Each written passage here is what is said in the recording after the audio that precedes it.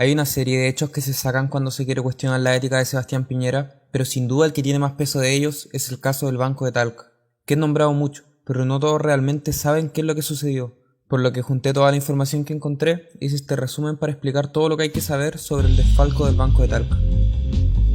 La cadena de eventos comenzó el año 1971, durante el gobierno de Salvador Allende, cuando la gran mayoría de los bancos del país fueron estatizados mediante la Corfo, pasando un 98% de las acciones del Banco de Talca a manos del Estado. El año 73, como todos sabemos, fue el golpe de Estado y el inicio de la dictadura militar. A los 2 años de este gobierno, mediante la misma Corfo, se licitaron de forma pública las acciones de todos los bancos que se habían expropiado durante el gobierno anterior. Y así, el banco fue adquirido por Miguel Calaf, de las golosinas Calaf, y por Alberto Danioni, un agricultor de la zona, los cuales no tenían idea de bancos. La superintendencia de la época les indicó que necesitaban una administración profesional, por lo que les fue designada Infinco, empresa consultora constituida por Carlos Massad y Sebastián Piñera. Ambos terminaron por entrar al directorio del banco en 1979, siendo Piñera el gerente general. En ese tiempo comenzaron unas prácticas donde se saltaban todas las normas de la ley de bancos, aprovechándose de la nula fiscalización que había. El banco en ese entonces tenía un capital de $40 millones, y según la ley era capaz de excederse un 25% sobre ese capital para dar crédito. Pero la gerencia del banco comenzó a entregar créditos sin ningún tipo de garantía, los que llegaron a un total de $200 millones, lo que llegó a ser 5 veces el capital del banco en ese momento, por lo que se habría generado un sobreendeudamiento de $150 millones completamente fuera de norma. Estos préstamos no eran hechos a cualquiera, fueron entregados a unas 150 empresas, de las cuales la mayoría eran empresas fantasma. La investigación demostró que estos créditos fueron hechos por la gerencia del banco sabiendo que no había ningún tipo de garantía para respaldarlos. Y lamentablemente no termina ahí, ya que según reconocieron los mismos implicados, lo que hacían estas empresas con el dinero era comprar acciones del mismo banco, y la administración generaba una ganancia aparte por los excedentes. Una forma de disimular esto era fingiendo una serie de exportaciones a través de empresas chilenas de papel, aprovechando así aparte los beneficios que el Banco Central entregaba en esa época a los exportadores. Esta información salió de la investigación que se inició el 20 de mayo del 82 tras una querella presentada por el liquidador del banco que cabe destacar que luego de estas acciones quedó en quiebra y tuvo que ser intervenido por el Estado.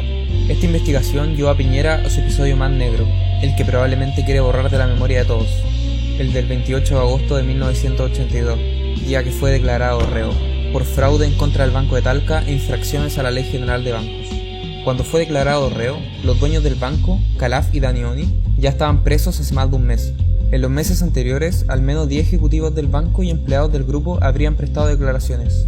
Estas declaraciones señalan en múltiples ocasiones que Sebastián Piñera personalmente le pidió a empleados del grupo Calaf y Danioni ser representantes legales de empresas fantasma, dichos que fueron respaldados por los dueños del banco. Incluso el mismo Piñera declara más tarde haber autorizado los créditos, aunque obviamente sin admitir las responsabilidades ilícitas. La jugada que hace Piñera para eludir a la justicia es bastante inteligente, y es escapar y mantenerse prófugo de la justicia mientras prepara una defensa. La justicia se enteró de que Piñera se estaba escondiendo mediante la famosa declaración que da su esposa cuando la PDI va a detenerlo a su casa en Las Condes. 6 días después de ser declarado reo, sus abogados se presentan ante la Corte de Apelaciones de Santiago para presentar un recurso de amparo, el cual tras 5 días de trámite fue rechazado, por lo que Piñera tuvo que mantener su condición de prófugo. Así que el siguiente movimiento fue presentar otro recurso de amparo a la entidad superior, la Corte Suprema, el cual finalmente fue aceptado el día 20 de septiembre del 82, terminando con los 24 eternos días en los cuales Piñera tuvo que estar prófugo de la justicia, dejando toda esta situación con el siguiente desenlace. Bueno, fueron condenadas 2 personas en este caso. ¿Quiénes? Los dueños. Miguel Calaf y Alberto Danioni fueron condenados a 3 años. Y por primera vez, y esto los abogados se van a sonreír cuando recuerden esto, por primera vez son condenados lo que se llama el autor dueño. No los gerentes, no los que administran, sino los que hacían toda esta serie de movimientos, que era de prestar plata a través de empresas ficticias a personas, a empresas relacionadas con los dueños para que compraran a su vez más acciones del banco. Los que hacían estas gestiones no les pasó nada, les pasó a los dueños. Por primera vez hay un autor dueño y no el autor gerente. Ahora, ¿qué ha pasado con el diario? Ahora, lo que pasa, Ramón, es que los jueces hablan a través de sus resoluciones y por lo tanto habría sido muy interesante haber tenido el expediente completo de toda esta investigación para haber tenido la posibilidad de saber exactamente lo que se investigó, cuáles fueron los hechos y cuál fue el resultado final. Pero el expediente desapareció. No está este expediente. Alguien, Ramón, se lo robó, porque las cosas no desaparecen solas, se lo robaron. Por lo tanto, aquí tenemos solo versiones, recuerdos, memoria.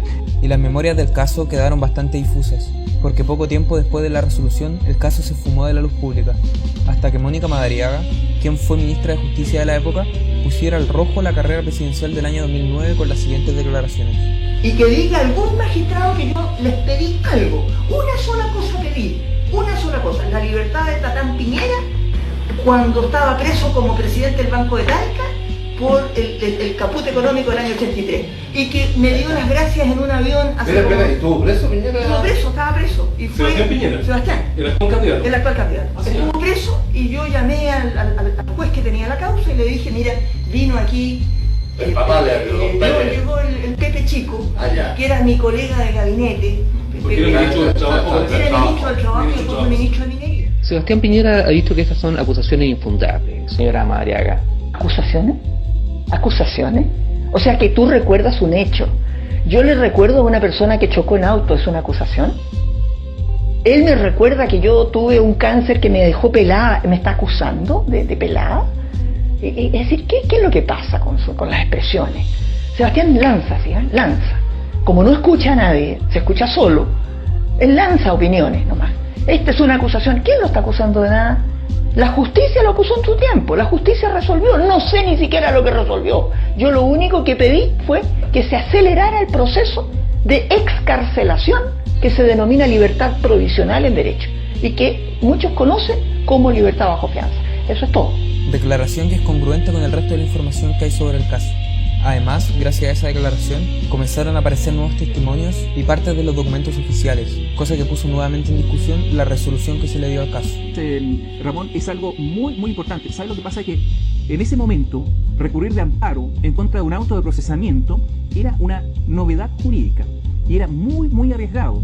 Estuve conversando hoy día con uno de los abogados que participó en estos hechos, que fue un abogado de una de las partes, y él me comentaba que haber recurrido de amparo fue muy osado y que él estimaba que en la Corte Suprema ya tendría que haberse hablado previamente para recurrir de amparo y haber tenido la seguridad de que esto iba a tener éxito, porque si no, si se rechazaba el amparo, prácticamente había condena, porque resulta que si la Corte Suprema rechazaba el amparo, estaba justamente avalando la tesis de la condena y un tribunal inferior tendría que haber condenado. Entonces era muy osado. Y por otra parte, la resolución que acoge el amparo dice textualmente, porque parte del proceso existen, que aparece que los hechos que se imputan a los amparados no tienen el carácter de delictuales, de delito, y sin embargo esos mismos hechos son los que sirven después para condenar a los dos dueños mayoritarios del banco. Entonces, por un lado, la Corte Suprema dice que los hechos no tienen el carácter de delito y por otra parte, más adelante, años después, la misma Corte Suprema con estos mismos hechos condena 3 años de cárcel a Alberto Danioni y Miguel Calaf, los dueños del banco. Entonces, la verdad es que es una situación muy particular desde el punto de vista judicial.